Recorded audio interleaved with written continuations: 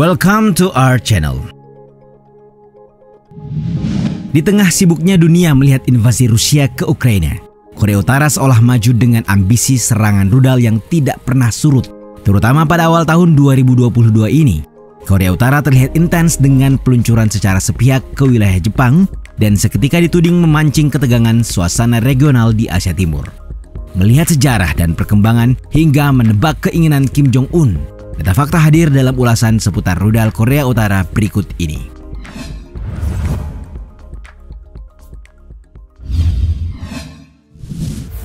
Sejarah rudal Korea Utara. Sebagaimana diungkap media pemerintah Korut, Kim Jong-un secara langsung memandu peluncuran Hwasong 17 pada 25 Maret 2022 lalu. Dijuluki sebagai rudal monster oleh para analis, rudal tersebut sekaligus didapuk sebagai yang tercanggih hingga saat ini. Sebuah capaian yang tentu menghadirkan sejumlah pertanyaan dasar. Misal, dari mana sejarah rudal Korea Utara dimulai? Faktanya tonggak sejarah rudal Korea Utara dimulai dari program Skuch yang dilaporkan pertama kali tiba melalui Mesir pada tahun 1976. Barulah pada tahun 1984, negara ini membuat rudal versi sendiri yang disebut Hwasongs. Setelahnya, jalan semakin terbuka untuk pembuatan dan pengembangan rudal sendiri. Dibuktikan dengan hadirnya rancangan Nodong yang dibekali dengan luas jangkauan sejauh 1.300 km. International Institute for Strategic Studies melalui analisis yang dibuat April 2016 bahkan menyebut bahwa rudal-rudal tersebut adalah sistem yang sudah terbukti dapat menyerang seluruh Korea Selatan dan sebagian besar Jepang. Rudal yang lebih mumpuni kemudian menyusul melalui pengembangan rudal Musudan yang terakhir kali diuji pada tahun 2016. Ada beberapa perkiraan mengenai seberapa jauh jangkauan rudal itu. Intelijen Israel memperkirakan rudal tersebut bisa melesat sejauh 2.500 km. Sementara AS memperkirakan sekitar 3.200 km dan sumber lain menyebutkan kemungkinan 4.000 km. Agustus 2016, Korea Utara kembali mengumumkan bahwa mereka telah menguji sebuah rudal berbasis kapal selam yang disebut Pukguksong.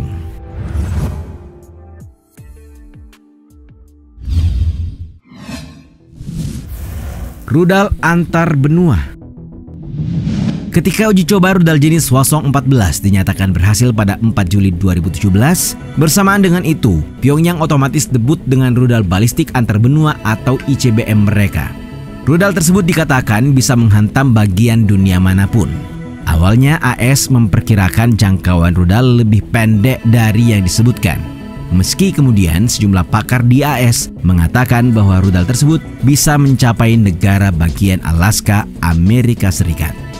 Selang beberapa minggu, tepatnya pada 28 Juli, Korea Utara melakukan uji ICBM keduanya, yakni lewat rudal yang mencapai ketinggian sekitar 3.000 km dan mendarat di lepas laut Jepang.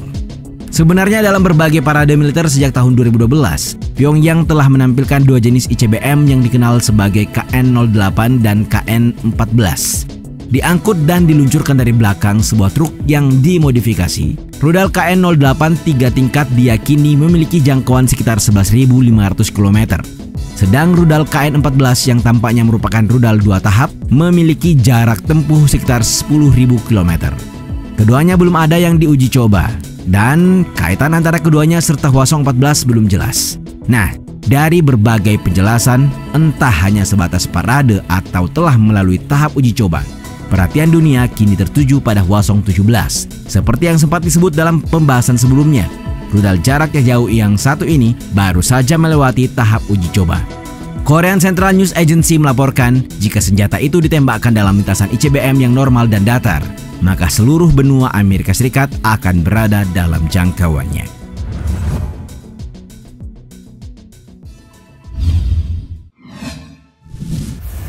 Kemajuan nuklir. Pada dasarnya, keberadaan rudal antar benua adalah isyarat tersendiri untuk menyadari adanya kemajuan nuklir. Sebab penting untuk diketahui, satu-satunya alasan nyata untuk menghabiskan uang, waktu dan usaha untuk membangun ICBM tidak lepas dari kemampuannya untuk menembakkan senjata nuklir. Semua ICBM dirancang dengan prinsip yang sama, yakni roket multitahap bertenaga bahan bakar padat atau cair, serta membawa muatan senjata keluar dari atmosfer ke luar angkasa. Muatan senjata biasanya sebuah bom termonuklir yang kemudian dilesatkan lagi ke atmosfer untuk selanjutnya diledakkan di atas atau langsung pada sasarannya. Sejalan dengan itu, laporan-laporan media di AS mengklaim bahwa Pyongyang sudah berhasil membuat hulu ledak nuklir yang cukup kecil dan muat di dalam rudal. Meski belum dikonfirmasi, hal ini tentu menjadi sinyal tersendiri atas keberhasilan Korea Utara mengatasi satu hambatannya menjadi negara dengan kekuatan senjata nuklir. Sebuah laporan yang dimuat Washington Post dengan mengutip para pejabat intelijen AS pun hadir untuk menunjukkan betapa Korea Utara telah mengembangkan senjata nuklir, di mana dalam jangkauannya dianggap mampu menghantam AS dengan tingkat kecepatan yang lebih tinggi dari perkiraan. Sebuah surat kabar pertahanan milik pemerintah Jepang juga mengatakan bahwa program senjata tersebut dalam tanda kutip maju secara signifikan dan tidak menutup kemungkinan Korea Utara kini memiliki senjata nuklir.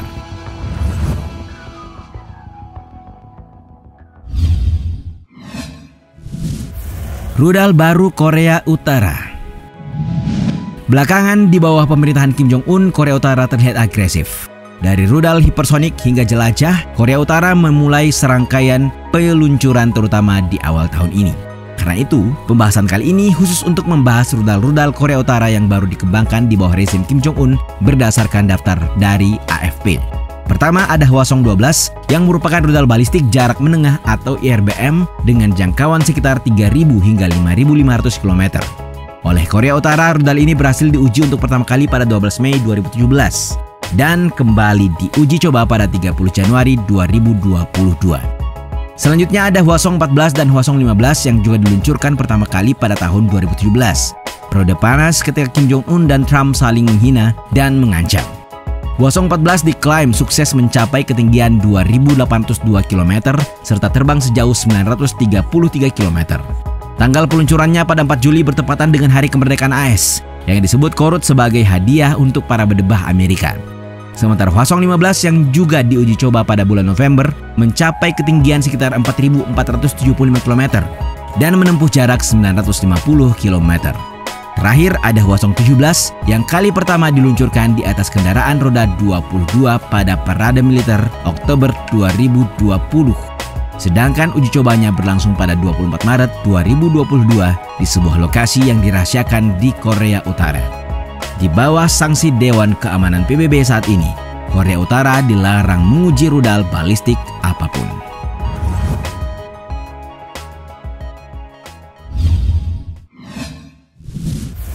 Apa yang diinginkan Kim Jong-un? Rudal Korea Utara telah dikembangkan sejak beberapa dasawarsa. Belakangan sebuah aksi yang dilakukan oleh Korut mendatangkan berbagai reaksi, terutama karena serangan intens berjarak pendek sangat berbeda dengan tindakan pada tahun 2017. Jadi, apa yang sebenarnya diinginkan oleh Kim Jong-un? Mantan Komandan Angkatan Laut Korea Selatan, Profesor Kim Dong-yup dalam rilis BBC berpendapat bahwa tujuan Korea Utara bukan untuk menyerang, melainkan untuk mempertahankan diri, serta dalam usahanya yang mencoba untuk meraih kemampuan pencegahan beragam. Pada akhirnya, apa yang ingin dicapai oleh Korea Utara adalah untuk melemahkan sistem pertahanan rudal musuh.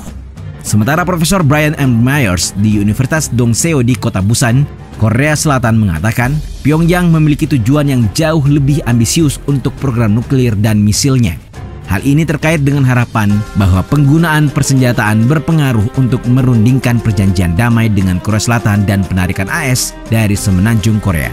Setelah itu, Korut percaya akan bebas untuk menaklukkan Korsel. Namun dalam jangka pendek, Korea Utara memiliki tujuan lain, yakni ingin sanksi PBB atas program nuklir dan misilnya dicabut.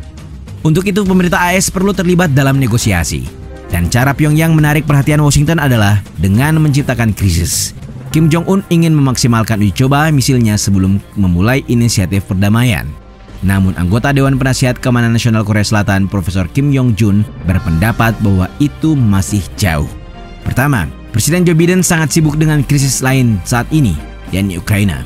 Kedua, Biden tidak memiliki antusiasme seperti pendahulunya Donald Trump untuk terlibat dengan Korea Utara. Serangkaian uji coba yang dilakukan Korea Utara seolah menegaskan bahwa mereka benar-benar siap atas segala ancaman, terutama upaya militer berbahaya dari imperialis Amerika Serikat.